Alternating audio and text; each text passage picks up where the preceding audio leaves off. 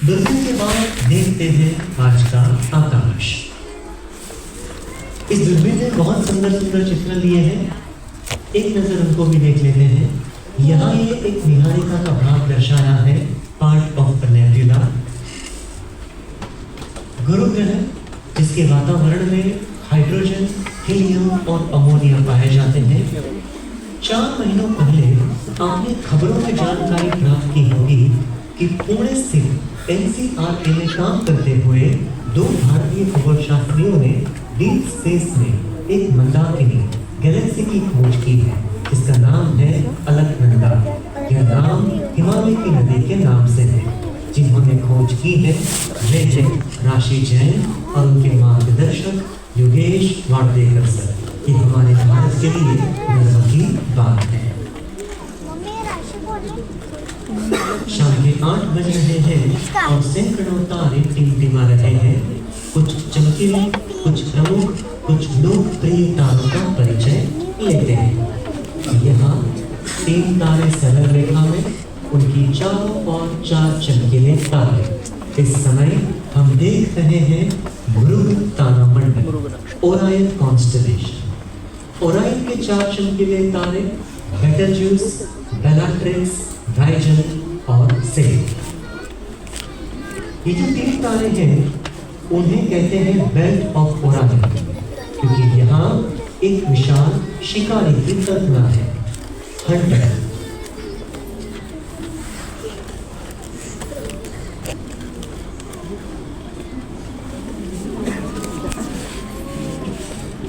Belt of Orion के ठीक दक्षिण में कुछ धुंधला सा दिखाई देता है, वह है मृग निहारिका ओरायन नेबुला।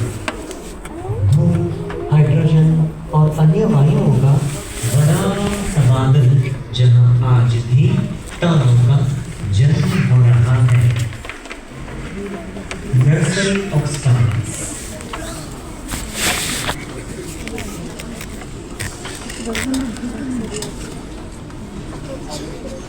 इन 3 तारों को यदि हम जोड़े और पूर्व में आगे बढ़े तो पाते हैं रात के आकाश का सबसे चमकीला तारा व्याध सीरियस। व्याध हमसे लगभग 9 प्रकाश वर्ष दूर है। यहाँ मिथुन तारामंडल, जेमिनी द ट्विंस। इस मिथुन में जुड़वा बच्चों की कहानी है। मिथुन में है 2 चमकीले तारे, कैस्टर और पोलक्स। इन दोनों को संयुक्त रूप से हमारे भारत में कहते हैं पुनर्वसु नक्षत्र। उनके समांतर और 2 तारे प्रोसियन, बोमीसा। इनमें यदि हम आपस में जोड़े तो समांतर भुज चतुष्कोण की रचना होती है, पैरेललोग्राम। और इनके मध्य में आकाश के इस भाग को कहा जाता है स्वर्ग का द्वार, गेटवे ऑफ हेवंस। क्यों? क्योंकि पृथ्वी से देखने पर हमारा सूर्य, हमारा चंद्र और सारे ग्रह यहीं से भ्रमण करते हैं। This is plane of our solar system. मिथुन के पूर्व में कर्क तारामंडल, कैंसर। कर्क में यहाँ तारों का गुच्छा है। दूरबीन से देखें तो मधुमक्खी के छत्ते जैसा दिखाई देता है। इसी कारण नाम दिया है बीहाइव स्टार क्लस्टर। भारत में इसे कहते हैं पुष्य नक्षत्र। कर्क के पूर्व में सिंह तारामंडल, लियो द लायन। सिंह का सबसे चमकीला तारा यहाँ है, ये है मघा रेगुलस। यह तारा मघा ठीक सूर्य के भ्रमणमार्ग के ऊपर है। इसी कारण अनेकों बार चंद्र के साथ और ग्रहों के साथ युति में पाया जाता है। समय को अब आगे ले चलते हैं और मध्यरात्रि का आकाश देखते हैं। उत्तर में सप्तर्षि का वशिष्ठ नामक यह तारा ध्यान से देखिए। दो तारे दिखाई दे रहे हैं। इन्हें युग्म तारे बाइनरी स्टार्स कहा जाता है। दूरबीन से देखें तो ऋषि वशिष्ठ और उनकी ऋषि पत्नी अरुंधति।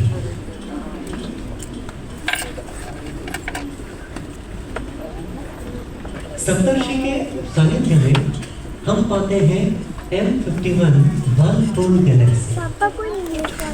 ठीक हमारी आकाशगंगा की तरह यह भी एक मंदाकिनी है, हालांकि कद में आकाशगंगा से छोटी है।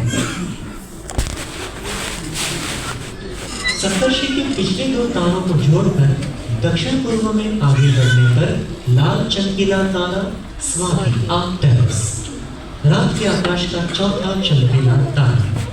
स्वाति भूतल तारा मंडल का सबसे चमकीला तारा है। बूटीज कॉन्स्टेलेशन, वहां एक चरवाहे की कल्पना है।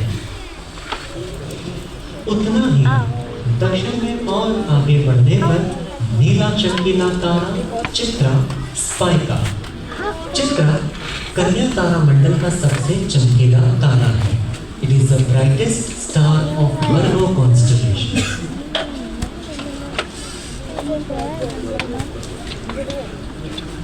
चित्रा और कन्या के बाद दक्षिण में विशाल नरग्रह सेंटोरस,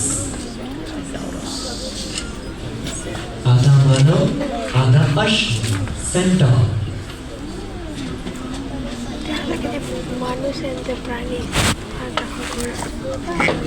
नरग्रह के पैर के पास रात के आकाश का तीसरा चमकीला तारा मित्र तारा रिगल पेंटारस। और यहाँ हमारी आकाशगंगा का सबसे विशाल और सबसे चमकीला गोलाकार तारों का गुच्छा ओमेगा सेंटोरी। आपको जानकर आश्चर्य होगा कि यह तारा गुच्छ 1 करोड़ तारों का घर है। समय को आगे ले चलते हैं और अब सुबह के 5 बज रहे हैं। सबसे पहले आपका ध्यान आकर्षित होगा चैत्र महीने के कृष्ण पक्ष के चंद्र पर। दक्षिण में दो विशाल तारामंडल धनु और वृश्चिक, इन दोनों के मध्य में यहाँ हमारी आकाशगंगा का केंद्र है, सेंटर ऑफ मिल्की वे, और वहाँ एक विशाल ब्लैक होल है। ब्लैक होल का ये चित्र आपने अवश्य ही सोशल मीडिया पर देखा होगा। सिर के ऊपर 3 चमकीले तारों को हम पाते हैं, अभिजीत, हंसपुच्छ और श्रवण। इन तीनों को यदि हम जोड़ें तो खगोलीय त्रिकोण की रचना होती है। यह है ग्रीष्म त्रिकोण, समर ट्रायंगल। यह त्रिकोण पृथ्वी के उत्तरी गोलार्ध में ग्रीष्म ऋतु के आगमन की सूचना देता है। और फिर कुछ ही समय बाद सूर्योदय के साथ नए दिन की शुरुआत होगी।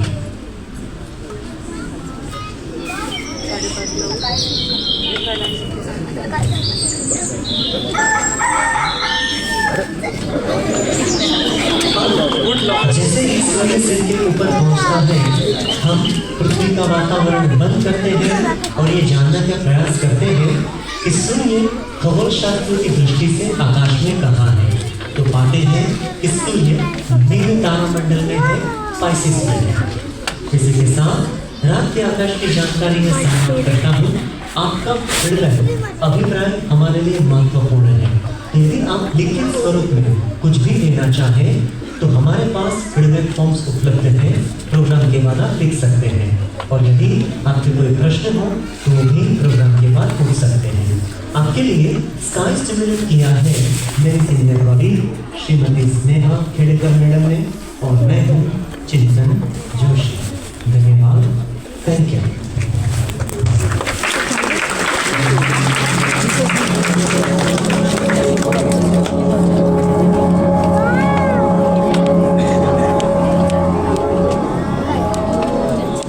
फुल मिशन है हमारा, फुल मिशन फुल लाइव है।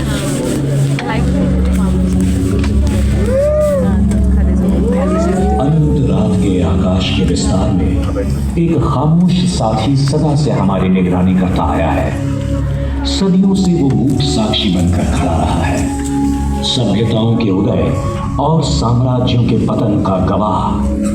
वो है आश्चर्य का प्रतीक, ब्रह्मांड का प्रहरी चंद्रमा। चंद्रमा मानव सभ्यता की यात्रा में सदा एक स्थायी साथी रहा है। उसकी सौम्य ज्योति ने अनगिनत यात्रियों को राह दिखाई जब वे अनजाने सफरों पर निकले, अज्ञात दिशाओं की ओर बढ़े।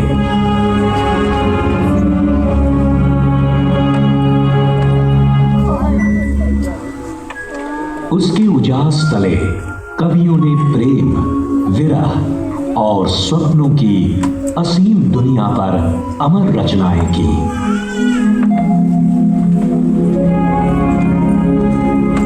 उसकी उपस्थिति ने दर्शन को जन्म दिया और विज्ञान को दिशा।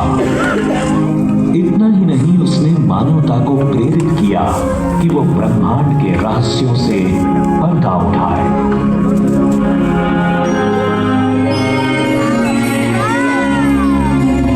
अपने भौतिक अस्तित्व से परे चंद्रमा का महत्व अत्यंत गहन है। विभिन्न संस्कृतियों, धर्मों और मिथकों में वो शांति, परिवर्तन और मानवता के ब्रह्मांड से शाश्वत संबंध का प्रतीक बनकर उभरा है।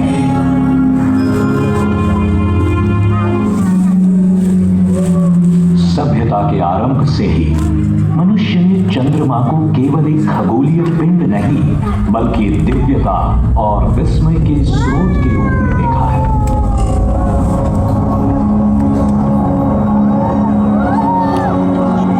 ग्रीक पौराणिक कथाओं में सलैने, चंद्रमा की देवी, रात के आकाश में रथ चलाती एक सुंदर स्त्री के रूप में चित्रित है।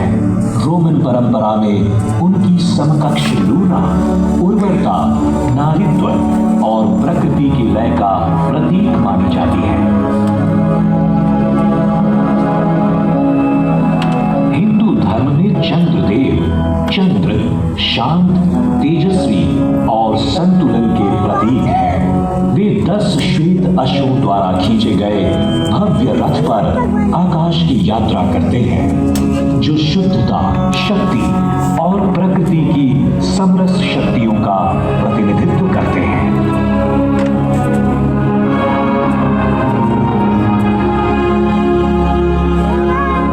नॉर्स कथाओं में मणि चंद्रमा का मानवीकरण है, जिनका पीछा 2 भेड़िए निरंतर करते रहते हैं।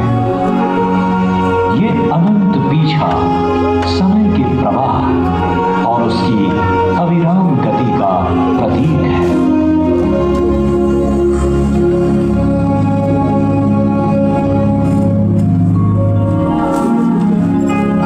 चीनी मिथकों में चैंग ए चंद्रमा की देवी है, जो पृथ्वी से दूर एक दिव्य महल में निवास करती है। उनके साथ जेड खरगोश है, जो अमरता, बलिदान और तड़प का प्रतीक है।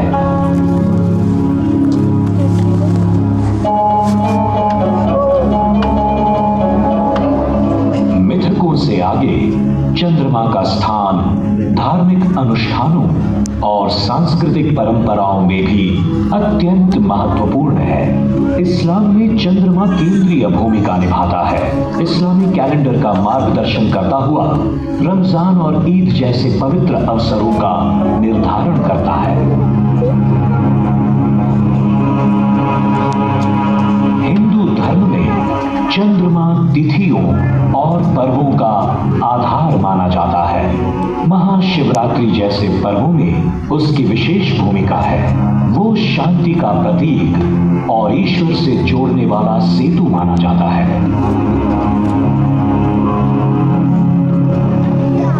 बौद्ध धर्म में भी चंद्र कैलेंडर का विशेष महत्व है।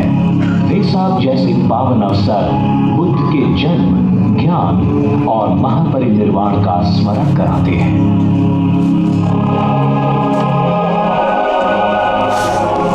ईसाई परंपरा में चंद्रमा को पवित्रता और अनुग्रह का प्रतीक माना गया है। कुंवारी मरियम को अक्सर चंद्रमा पर खड़े हुए दर्शाया जाता है, जो मानवता के लिए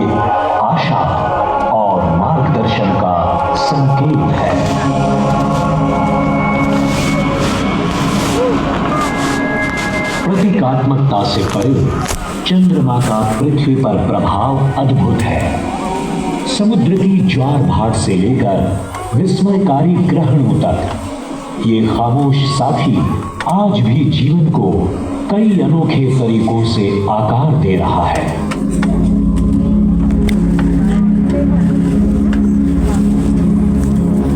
वैज्ञानिकों का मानना है कि कई अरबों वर्ष पूर्व एक विशाल क्षुद्र ग्रह ने नवयुवक पृथ्वी से टकराकर उस मलबे से चंद्रमा का निर्माण किया, जिसने पृथ्वी और चंद्रमा के बीच अटूट रिश्ता बना दिया।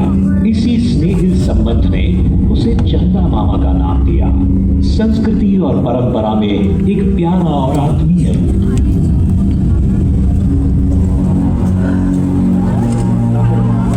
इस गहरे संबंध और अनगिनत रहस्यों ने अंतरिक्ष वैज्ञानिकों की कल्पना को पंख दिए और इन्हीं सपनों से जन्म हुआ चंद्र अन्वेषण अभियान का।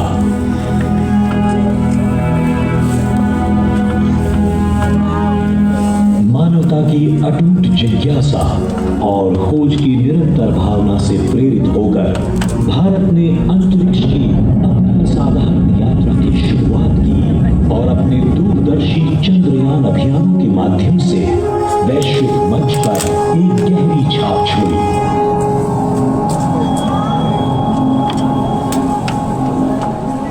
22 अक्टूबर 2008 को भारत ने इतिहास रचा।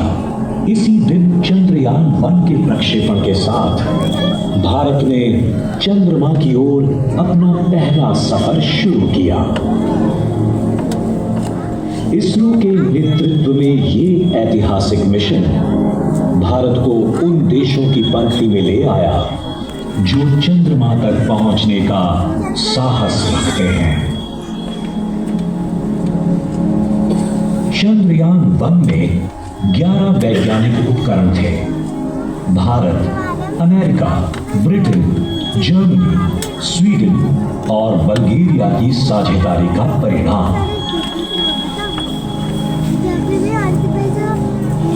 ये मिशन एक मिसाल बना वैश्विक सहयोग की, चंद्रमा का अन्वेषण करने और ब्रह्मांड के बारे में अपने ज्ञान का विस्तार करने के लिए।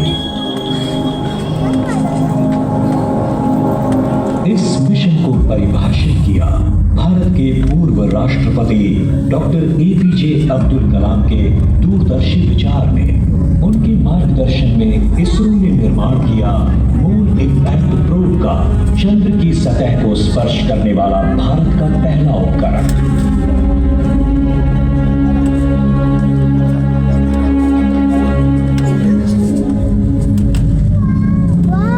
चंद्रयान 1 की सबसे बड़ी उपलब्धि थी चंद्रमा पर जल और हाइड्रोक्साइड अणुओं की खोज। ये खोज चंद्रमा के बारे में हमारी समझ को बदलने वाली साबित हुई और पृथ्वी से परे जीवन को सहारा दे सकने वाले संसाधनों की खोज में एक नए अध्याय की शुरुआत बनी। चंद्रयान 1 अंतरिक्ष की खोज के प्रति भारत के दृढ़ संकल्प का स्पष्ट प्रमाण था। इसने ब्रह्मांड के प्रति जिज्ञासा को प्रज्वलित किया।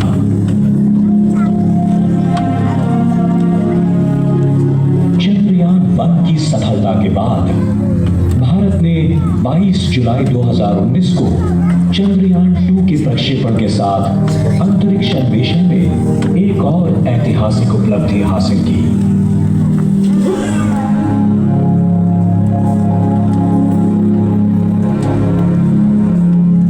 चंद्रयान 1 द्वारा खोजे गए जल अणुओं के प्रमाणों के आधार पर इस विशिष्ट मिशन का उद्देश्य चंद्रमा के दक्षिणी ध्रुव पर जल की उत्पत्ति का अध्ययन करना था।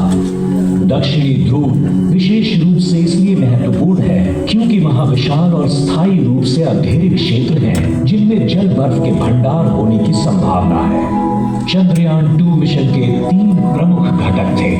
पहला ऑर्बिटर, जिसका कार्य चंद्रमा की सतह का अध्ययन करना, विस्तृत चित्र देना और महत्वपूर्ण आंकड़े एकत्र करना था।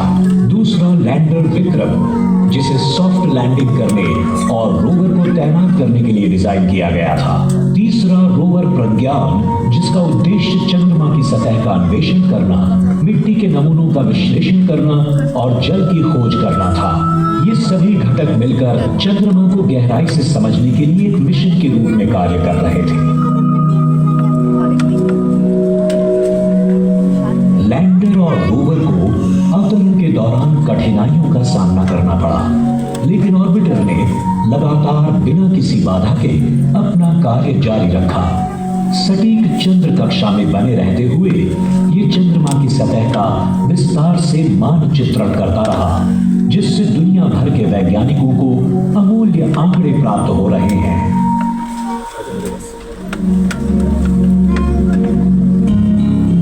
चंद्रयान 2 की यात्रा अपनी सफलताओं और चुनौतियों के साथ एक और भी अधिक महत्वाकांक्षी मिशन की नींव बनी। इसने चंद्रमा पर सॉफ्ट लैंडिंग के लिए महत्वपूर्ण अनुभव और जानकारियां प्रदान की तथा चंद्रयान 3 के लिए मार्ग प्रशस्त किया।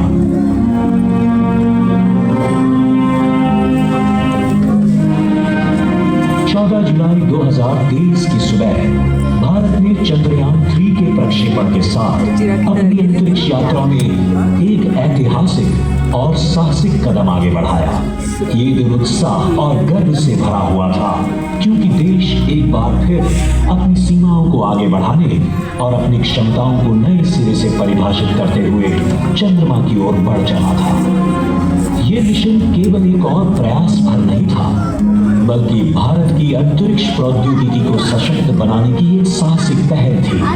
चंद्रयान 2 से मिली सीख को ध्यान में रखते हुए चंद्रयान 3 को नए और पुनर्ब्रांडेड LVM-3M4 रॉकेट के माध्यम से प्रक्षेपित किया गया।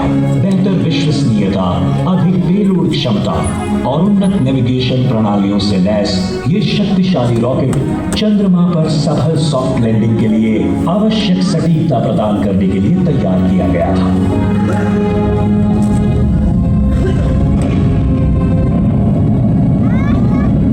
अन्वेषण से प्रेरित और अनुभव से परिपक्व ये रॉकेट आकाश में ऊंचा उठा, अपने साथ केवल वैज्ञानिक उपकरण ही नहीं, बल्कि 1 अरब लोगों की सामूहिक आशाएं, दृढ़ संकल्प और सपने लेकर, जो एक बार फिर तारों को छूने के लिए संकल्पबद्ध थे।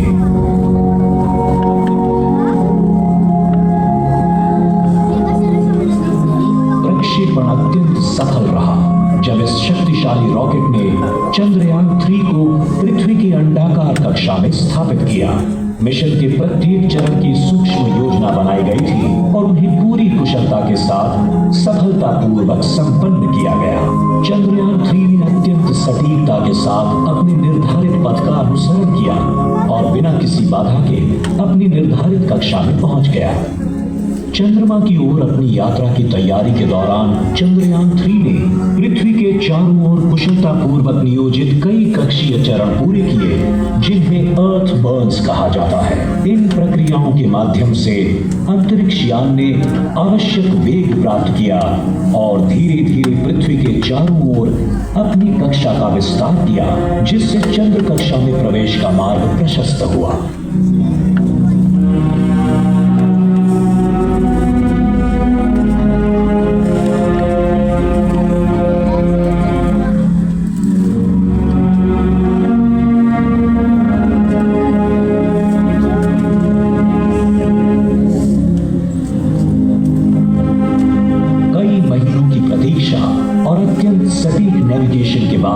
चंद्रयान 3 ने अंतरिक्ष के विशाल शून्य को सफलतापूर्वक पार किया और 5 अगस्त 2023 को चंद्रमा की कक्षा में पूर्णतः सफल और निर्बाध रूप से प्रवेश किया। ये उपलब्धि इसके डिजाइन और मिशन योजना की उत्कृष्ट सटीकता को दर्शाती है। इस अंतरिक्ष यान में 3 प्रमुख घटक थे: प्रोपल्शन मॉड्यूल, लैंडर विक्रम और रोवर प्रज्ञान। इन घटकों में प्रोपल्शन मॉड्यूल एक उन्नत प्रणाली से सुसज्जित था, जिसका नाम था शेप, जिसने अंतरिक्ष यान को चंद्र कक्षा तक सुरक्षित और नियंत्रित रूप से पहुंचाने में महत्वपूर्ण भूमिका निभाई।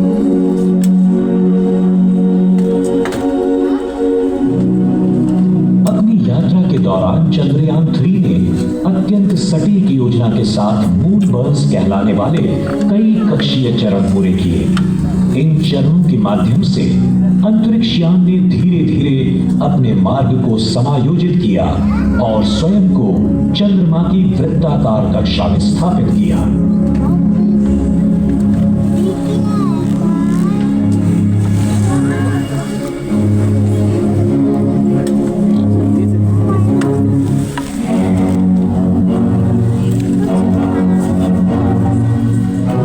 अगस्त 2023 को ये यात्रा एक निर्णायक मोड़ पर पहुंची जब लैंडर मॉड्यूल प्रोपल्शन मॉड्यूल से अलग हुआ और चंद्रमा की सतह पर सुरक्षित एवं सॉफ्ट लैंडिंग के लक्ष्य के साथ अपनी स्वतंत्र यात्रा पर निकल पड़ा।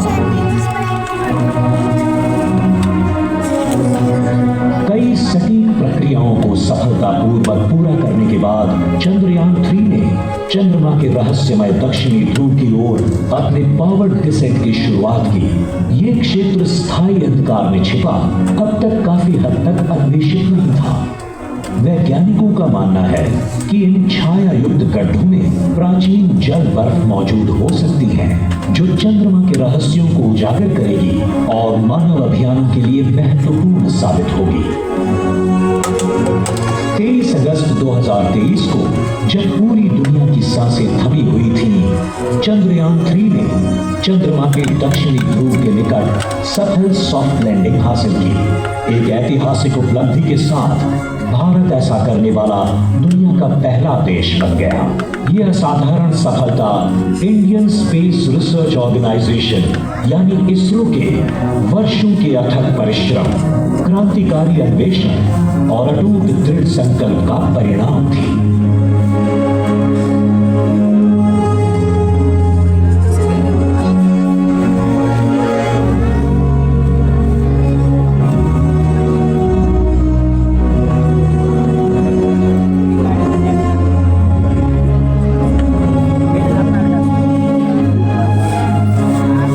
अगस्त 2023 को भारत की अंतरिक्ष यात्रा में एक और ऐतिहासिक उपलब्धि दर्ज हुई।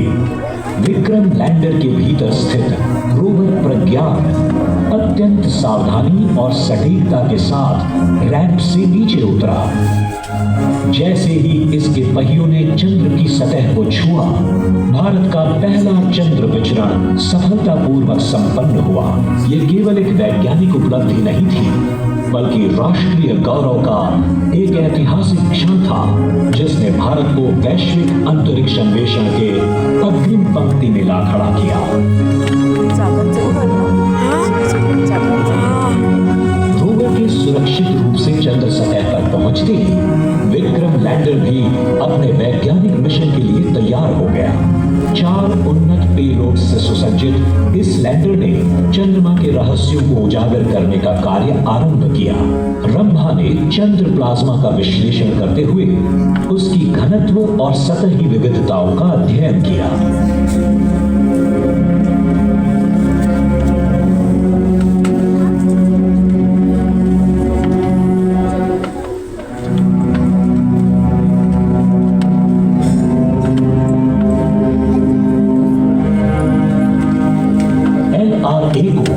ध्रुवीय क्षेत्रों में तापमान के उतार चढ़ाव को मापा।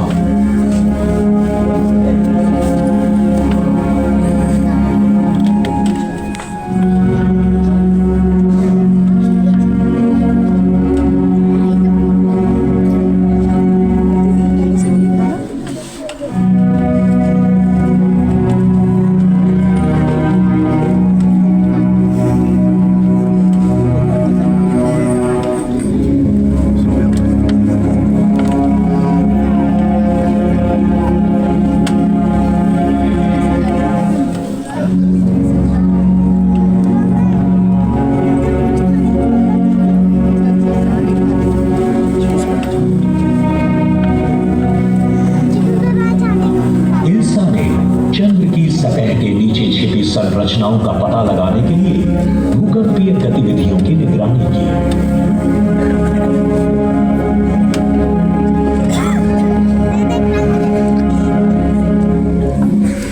अंततः चेस्टी ने चंद्रमा की कक्षा में होने वाले परिवर्तनों पर नजर रखने का दायित्व सौंपा गया।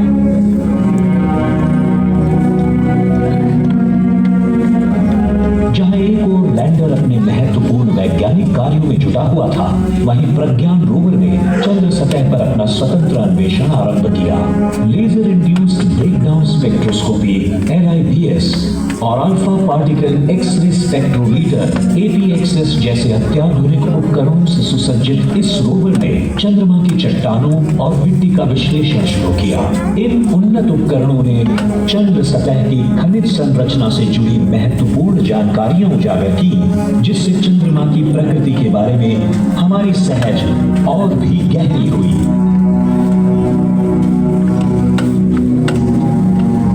जब रोवर चंद्रमा की सतह पर अपनी शांत और सटीक यात्रा कर रहा था, तब पूरे भारत में उत्सव की लहर दौड़ गई। देश की वैज्ञानिक चेतना को नमन करते हुए माननीय प्रधानमंत्री श्री नरेंद्र मोदी ने इसरो की महिला वैज्ञानिकों के असाधारण योगदान की सराहना की और उन्हें उनके उत्कृष्ट कार्य के लिए नारी शक्ति के रूप में सम्मानित किया। इस ऐतिहासिक उपलब्धि को स्मरणीय बनाने के लिए उन्होंने चंद्रमा पर 2 स्थलों का नामकरण किया। शिव शक्ति पॉइंट, जो चंद्रयान 3 की दक्षिणी ध्रुव के निकट सफल सॉफ्ट लैंडिंग का प्रतीक है, और तिरंगा पॉइंट, जो चंद्रयान 2 के साहसिक प्रयास का प्रतीक है। भारत की अंतरिक्ष यात्रा को सदा के लिए अविस्मरणीय बनाने हेतु 23 अगस्त को राष्ट्रीय अंतरिक्ष दिवस घोषित किया गया। महत्वाकांक्षा, दृढ़ता और तारों तक पहुंचने के संकल्प को समर्पित। लेकिन ये कहानी यहीं समाप्त नहीं होती।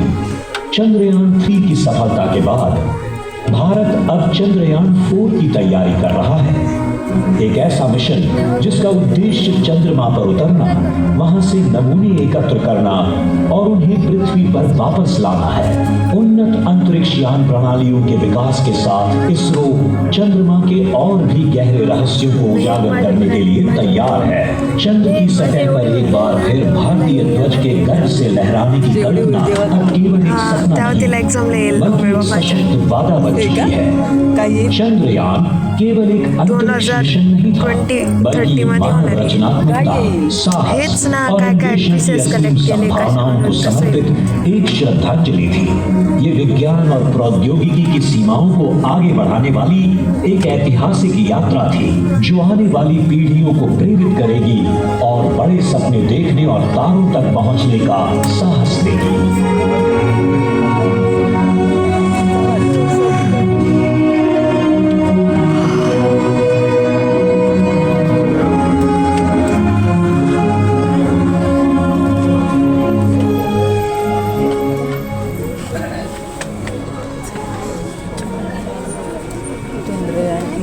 Just the moon mission.